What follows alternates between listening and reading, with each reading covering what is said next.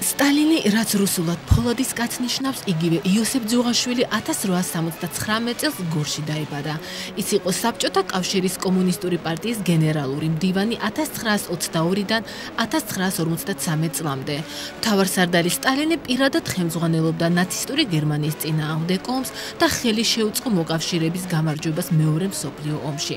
ქართველები, რომლებიც ამ ომში მონაწილეობდნენ, მას დღემდე კერპად მიიჩნევენ. Czyli მსოფლიოის ვინც იყო. იმოდან არავის გაუკეთებია. იმოდან თავის სამშობლოს რაც გაუკეთებია იმათა. მთელი ჩემი ახალგაზრდობა, მთელი სიცოცხლე სულ მანდ ვიყავი, სამხედროში და ფრონტზე ვიყავი. სამამულო მე ხომ იცით რაც იყო და მე ამან ავიღო სათავეში არ იდგა. ამაზე კიდე მეტი კიდე რა გინდათ. საქართველოს არქივის მონაცემებით სტალინის ომში მეთაურობამ 27 მილიონამდე საბჭოთა კავშირის მოქალაქის სიცოცხლე შეიწირა. მის პერიოდში თითქმის 3 მილიონი პატიმარი იყო გასამართლებული პოლიტიკური თუ სისხლის სამართლის დანაშაულის გამო. სტალინმა პირადად მოაწერა ხელი 357 სიას, რითაც 40,000 ადამიანი გაწირა. მიუხედავად ამისა, როგორც ისინი, ვინც ომში იღებდა მონაწილეობას, უფროსი თაობის ნაწილი საქართველოში ნოსტალგიას განიცდის მის მიმართ. ისინი ამაყობენ სტალინით და აცხადებენ, რომ ის არ იყო დამნაშავე რეპრესიებში და კაციბრიობის წინააღმდეგ ჩადენილ დანაშაულში. ერთი რუსი მწერალია ფელიქს ჩუევ, მას აქვს ასეთი წიგნი 140 ბეზეც სმოლოტოვი. იქ შეეკითხა, იქ მრავალი შეკითხვები და პასუხები იყო და შეეკითხა, რა აზრის საქართველოს ჩვენეთის რეპრესიებზე.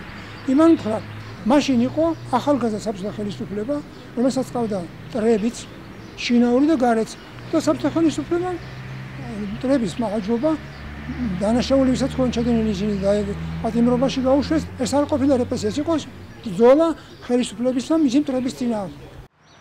1952 წლის 2 ნოემბერს გორის ცენტრში 6 მეტრის სიგრძის ბელადის ბრინჯაოს მონუმენტი აღიმართა.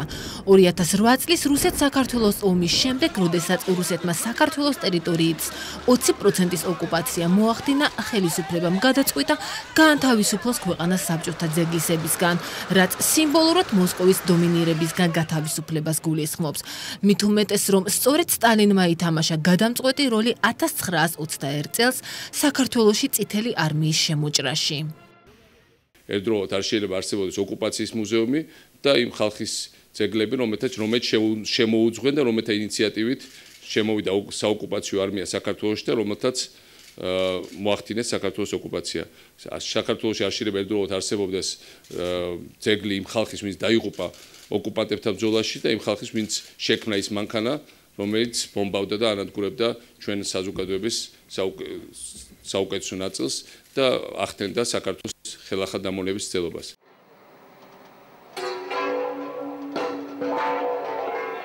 საბოლოოდ 60 წლის შემდეგ საქართველოს ხელისუფლებამ გორში სტალინის მონუმენტი აიღო. ამას პროტესტი მოყვა, მაგრამ ადგილობრივ თვითმმართველობაში განმარტავენ, რომ ეს გადაწყვეტილება ხალხის თხოვნით იყო მიღებული. განსხვავებით ძველი თაობისაგან ახალგაზრდებს ნაკლებად აღელვებს ქანდაკების მოხსნა. ისინი სტალინს საქართველოს ოკუპაციაში ადანაშაულებენ და აცხადებენ, რომ ის დამნაშავეა მილიონობით ადამიანის სიკვდილში. დღევანდელი გადასახედიდან თუ ვიმსჯელებთ და განსაკუთრებით 2008 წლის ომის შემდეგ, რატომღაც მე მართებულად მიმაჩნია და ვერავით არ საგანგაშოს ხელისუფლების ამ გადაწყვეტილებაში ვერ ვხედავ, რომ სტალინი არის დამნაშავე და აგვისტოს ომის შემდეგ სტალინის ძეგლის ადგილი მოედანზე არ არის, სადაც ქართველი ხალხი დაიღუპა. კი, გასაგებია, რომ არის ისტორიული პიროვნება, ისტორიის ადგილი კიდევ მუზეუმშია. გორის მუნიციპალიტეტმა სტალინის ძეგლი მისივე გორის სახლ-მუზეუმში გადაიტანა, სადაც ინახება ბელადის დოკუმენტები და ნიღაბი. ეს არის სახლი, სადაც იოსებ ჯუღაშვილი დაიბადა და გაიზარდა.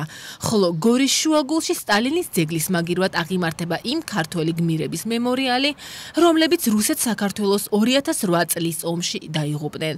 ახალი მონუმენტი ასევე მიეძღვნება მილიონობით საბჭოთა მოქალაქეს, რომლებიც სტალინის გამო დაიღუპნენ.